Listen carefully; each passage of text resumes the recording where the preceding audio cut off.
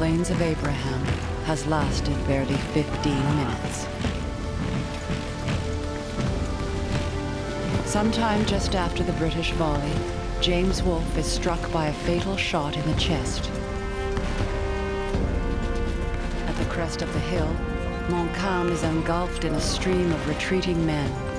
Sometime in the next few moments, he is struck by a musket ball below his ribs. Most of the French flee up the hill towards the walls of Quebec. With them, Joseph Trahan. I was amongst the fugitives and received in the calf of the leg a spent bullet, which stretched me on the ground. I thought it was all over for me, but presently I rose up and continued to run. The British are within reach of the gates of Quebec, with the Highlanders leading the charge. Until they are stunned by a barrage of fire from the surrounding woods and fields.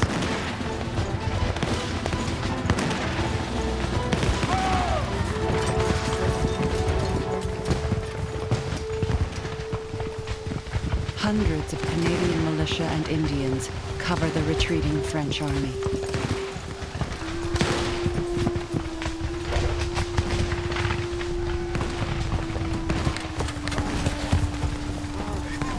The first wounded are brought to the General Hospital and to Marie de la Visitation.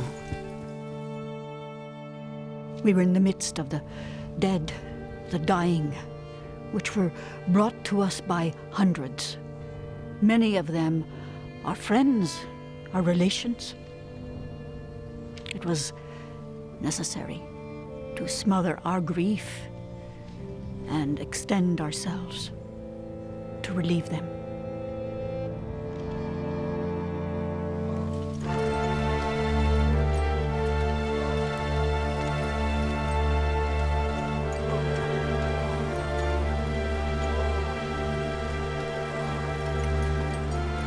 Even though the French vastly outnumber the British, Vaudreuil has decided they will not fight again the next day. He orders the soldiers to abandon Quebec and Beauport. Some of the citizens stone them and shout, "Cowards!"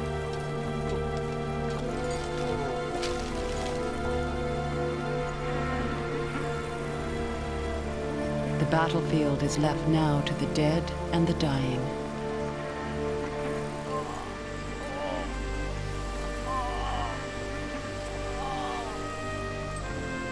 Colonel Etienne Guillaume de Saint-Nazaire, mortally wounded, will die the next day.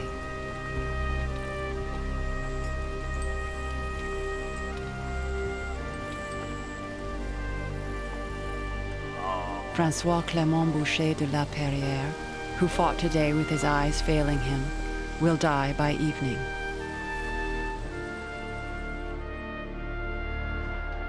James Wolfe lived only a few minutes, long enough to hear that he had defeated the French.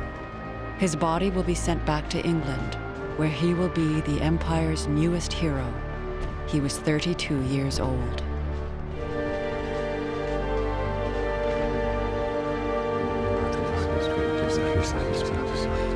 Louis-Joseph, the Marquis de Montcalm, will survive for one more day. His body is put in a makeshift box because there are no coffins left, and buried in a hole made by a British cannonball. He was 47 years old.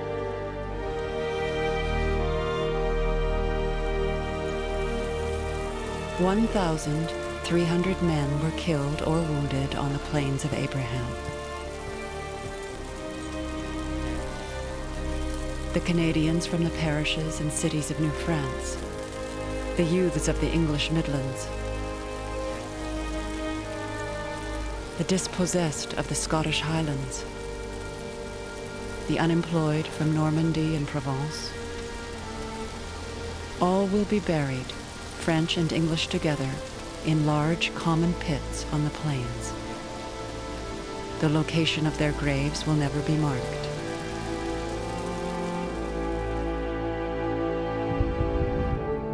"10 days after the battle, the French artillery commander Montbéliard makes an entry in his journal. 20 times I have picked up my pen, and 20 times sorrow has made it fall from my hands. How can I bring to mind such overwhelming events? We were saved, and now we are lost.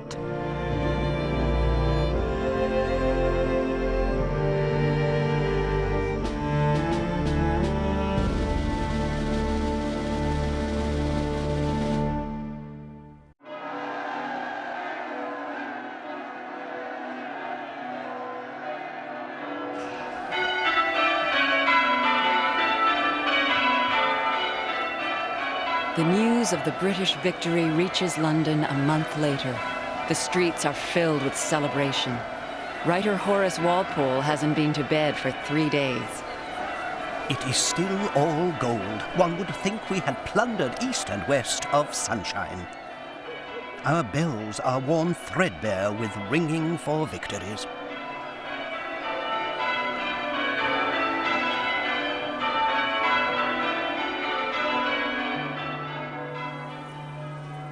In Versailles, Madame de Pompadour sees the fall of Quebec as one less problem for Louis XV.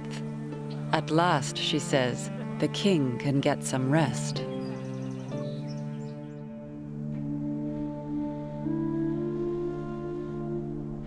The British fleet leaves the fortress of Quebec and the British garrison to its sobering conquest and the November winds.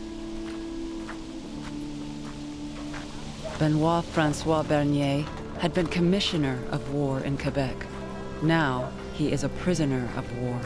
Quebec is nothing but a shapeless mass of ruins. Confusion, disorder, pillaging reign even among the inhabitants. Everyone searches for his property, and not finding it, seizes that of other people. For English and French alike, all is chaos.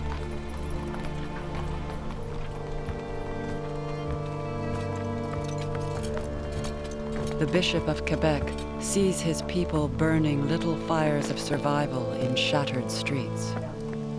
The inhabitants of the town are without wood for the winter, without bread, without flour, without meat.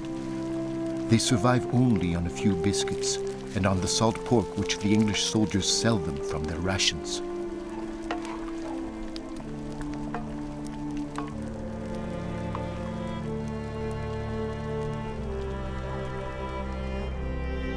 But soon, the British are as hungry and desperate as the people. The conquerors and the conquered are hostage to each other. General James Murray, the military governor of Quebec, has to cope with growing civil disorder.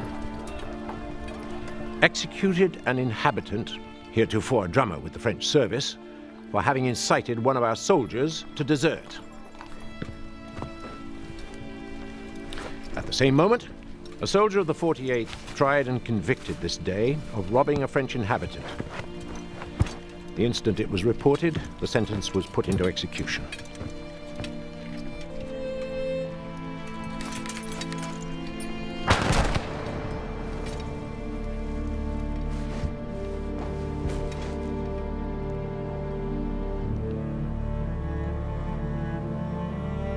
Both the Canadians and the British know they share an imminent destiny, the Canadian winter. But in Montreal, it will be a winter of rebuilding. The defeated French army is preparing to fight once more.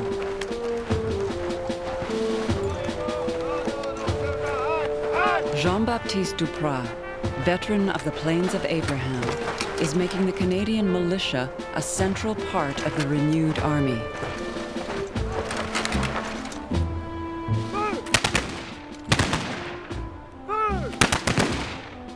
The general who has replaced Montcalm is François Gaston de Lévis. He is determined to retake Quebec and pleads for reinforcements from France. If the king decides not to give us any help, I must warn you that you will no longer be able to count on us at the end of May. we will be obliged to surrender out of misery since we are lacking everything. In Quebec, John Knox sees a British garrison less concerned with training than surviving. December 16th to the 21st. Our guards on the Grand Parade make a most grotesque appearance in their different dresses. The uniformity and the nicety of the clean, methodical soldier was not to be found in the rough, fur-wrought garb of the frozen Laplander.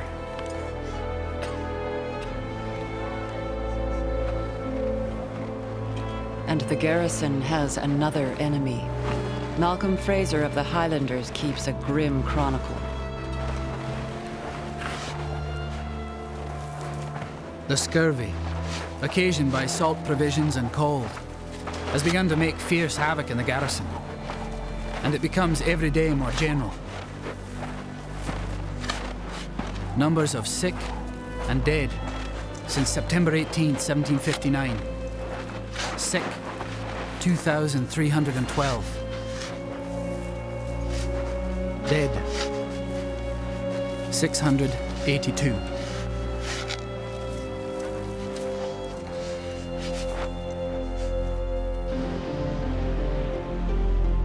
The winter of 1760 finally wanes, and the St. Lawrence comes to life. General Lévis is convinced France will save Canada, and he wants to be in Quebec when the French Navy sails up the river.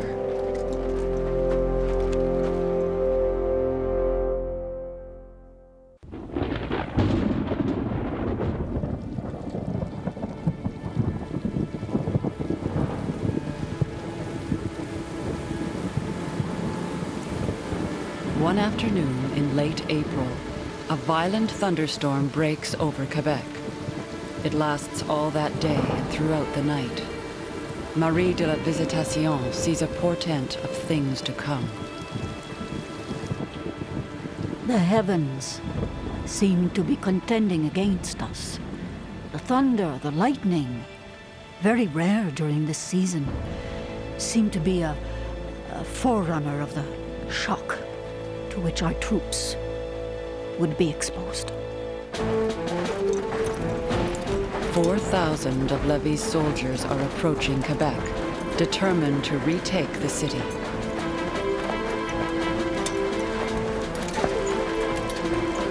What follows will be one of the most remarkable reversals of fortune in Canadian history. On the 28th of April, 1760, about 8 o'clock in the morning, the whole garrison was drawn up on the parade. About 9 o'clock, we marched out of town with 20 pieces of artillery. Marched to the very spot where Montcalm had stood on the Plains of Abraham.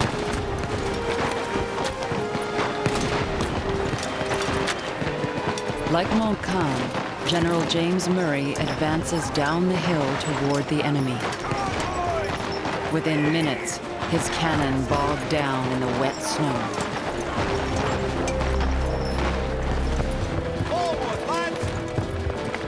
For 2 hours, there is brutal, intense, and often hand-to-hand fighting on the plains. A nearby windmill changes hands 5 times.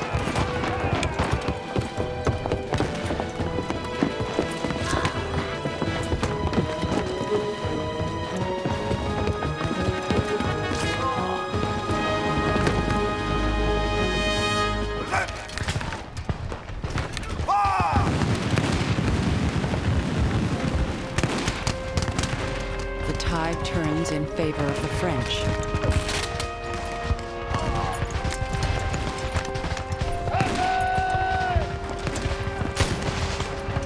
But Jean-Baptiste Duprat, the man who helped transform the Canadian militia, will never know of his army's success.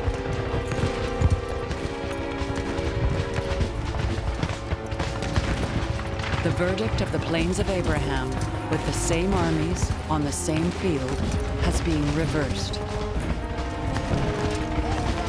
British fall back on Quebec.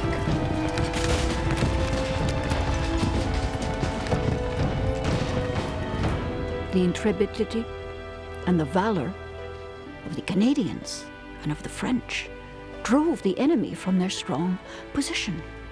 We remained masters of the field, of the cannon, and took many prisoners. The enemy retreated within the walls and dared not venture forth again. For Canadians, there is new hope that Canada can be regained.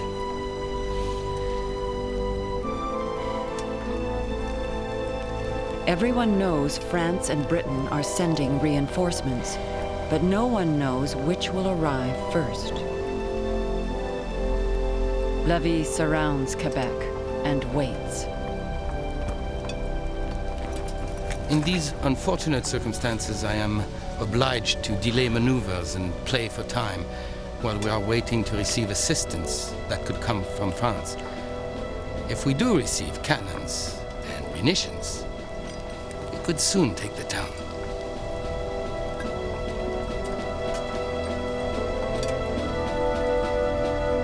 "11 days later, a ship of war appears. It flies no flag. Finally, HMS Lowestoft reveals her colors.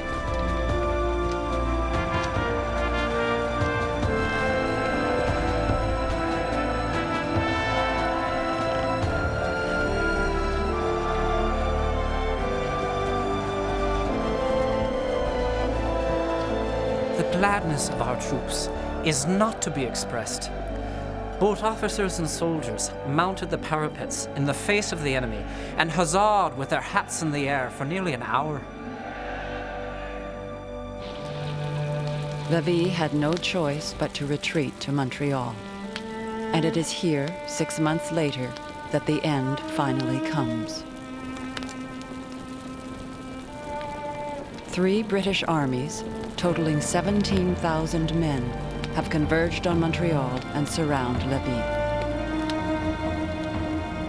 And wanting to spare the troops part of the humiliation they were about to suffer, I ordered them to burn their flags, so they could escape the difficult task of handing them over to the enemy.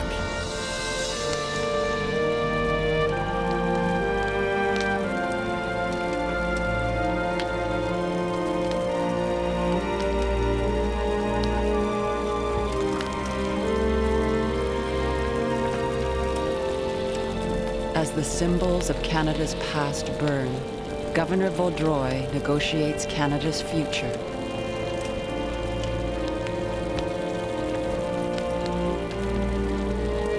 Before surrendering to the British commander, he obtains an extraordinary and enduring concession.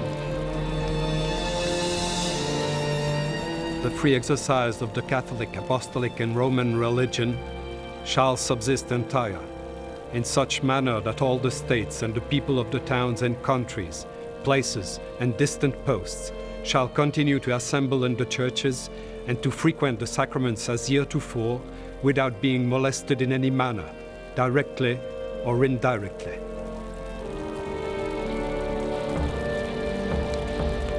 The unthinkable has happened. An English Protestant king receives 65,000 French Catholic subjects. Canada capitulates to the British at 8 o'clock the next morning, the 8th of September, 1760. With one scratch of a pen, half the continent changes hands.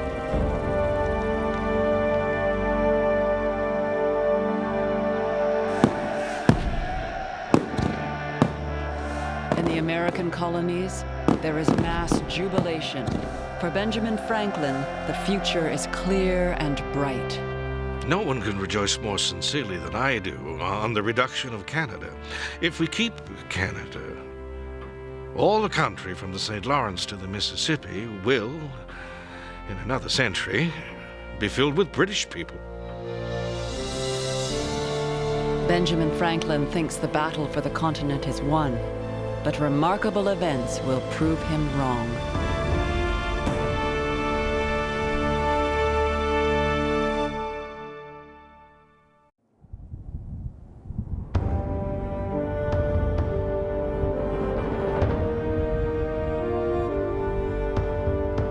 A turbulent decade will lay the foundations of a new country. Men hungry for power will poison the peace, only to be confronted by an extraordinary alliance. In the interior, the Indian nations will rise against the conquerors. The British have won, but the peace will be harder than the war.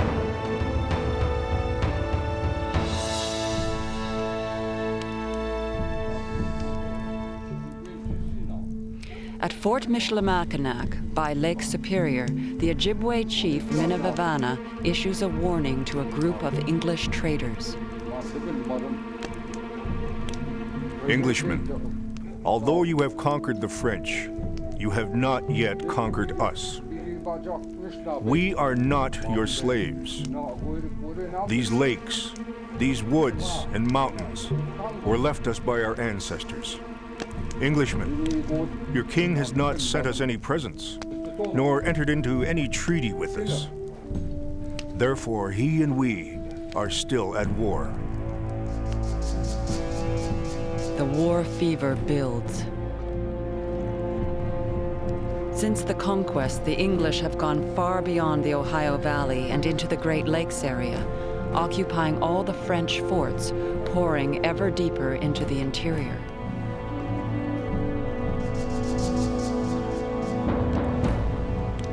Pontiac is a war chief of the Ottawa Nation. He calls for total annihilation of the English. It is important for us, my brothers, that we exterminate from our lands this nation which seeks only to destroy us. You see as well as I that we can no longer supply our needs as we have done from our brothers, the French. The English sell us goods twice as dear as the French do.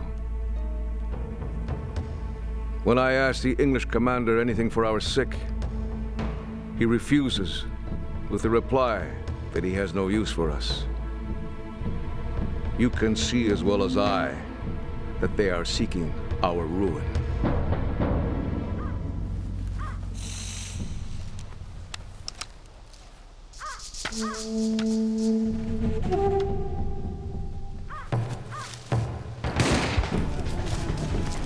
All the British frontier forts are surrounded. Michilimackinac, Ouiatenon, Pitt, St. Joseph, Edward Augustus, Niagara, and the biggest of all, Detroit.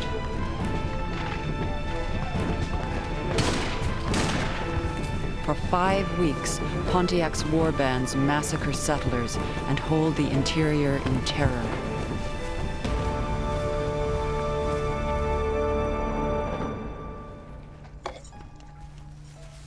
But the British conceive their own cruelty. A British officer writes to his commander with a plan.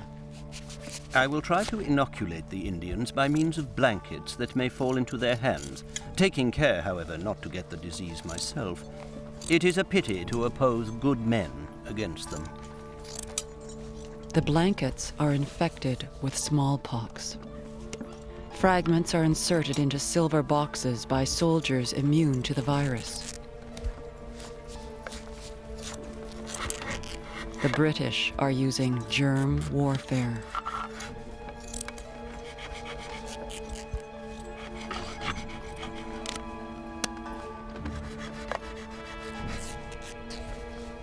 The boxes are given to a delegation of Ottawa Indians at Fort Pitt.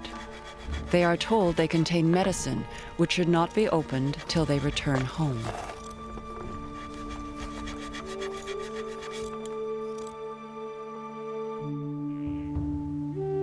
All summer, Pontiac has heard rumors of a peace between France and Britain.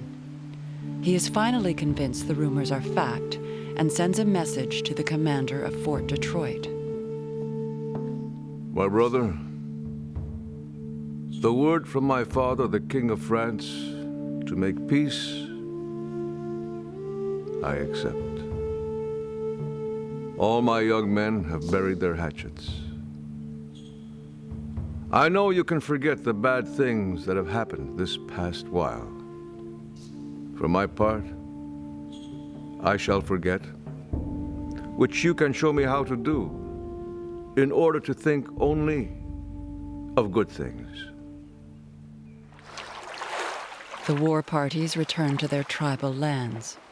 Some carry the little silver boxes. Andrew Blackbird, the adopted son of an Ottawa chief, described what happened. Accordingly, after they reached home, they opened the box. Pretty soon burst a terrible sickness. The tradition says it was indeed awful and terrible. Lodge after lodge was totally vacated.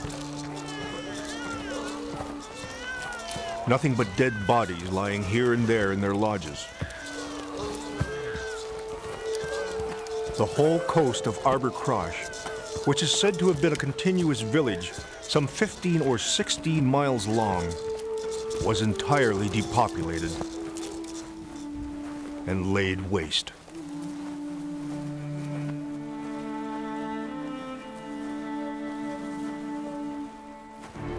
The British commander wrote later that by sending germs instead of British soldiers, he had saved the lives of better men.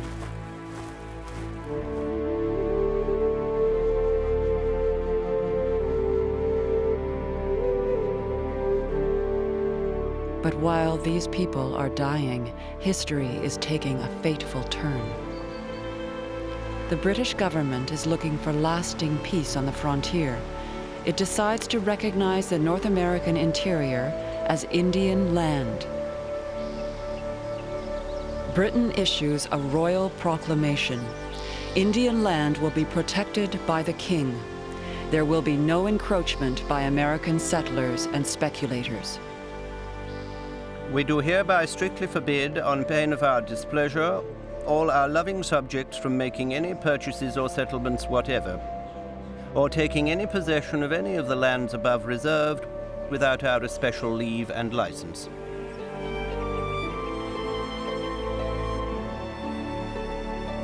The proclamation will stir the American colonies to political fury, and its legacy will shape the continent for centuries to come.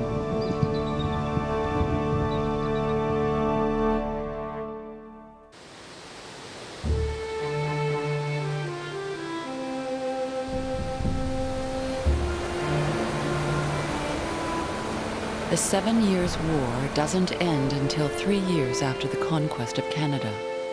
In the peace negotiations, entire lands are bartered. One of the dilemmas: who will take Canada? Or rather, is Canada worth taking?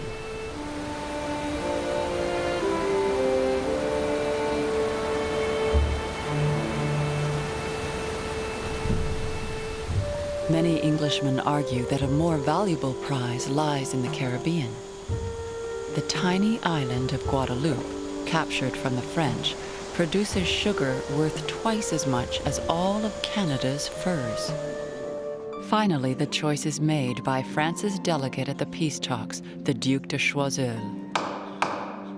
The king cedes and guarantees to the King of England, without restriction, Canada as it was possessed, or deemed to be possessed, by France. France prefers to get Guadeloupe back, leaving